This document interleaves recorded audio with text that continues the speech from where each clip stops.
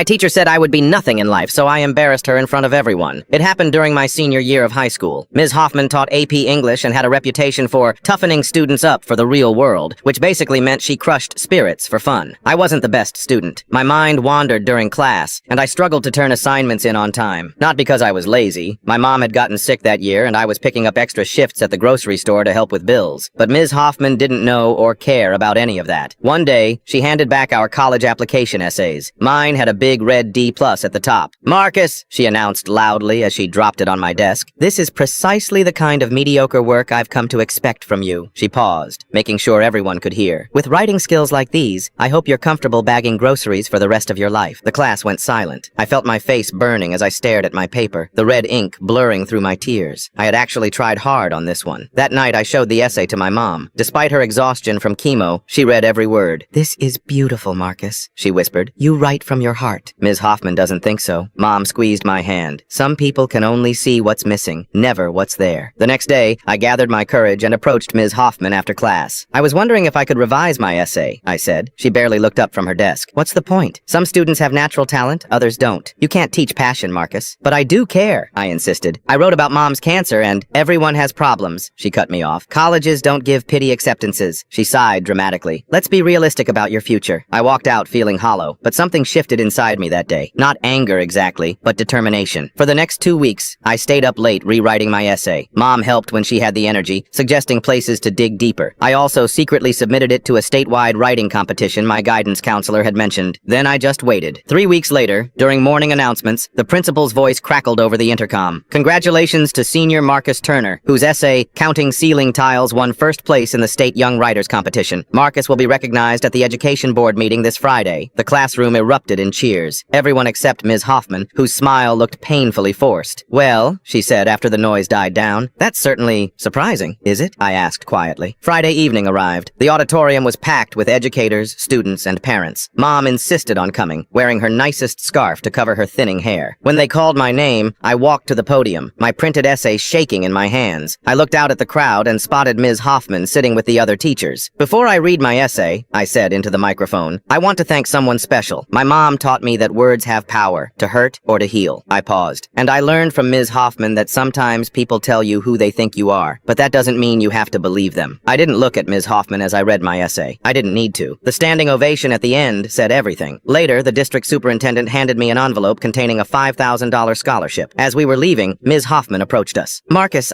she began. "It's okay," I interrupted. "I'm actually grateful. You showed me exactly what kind of teacher I don't want to be when I start education classes next fall." I took my mom's arm, and we walked out together.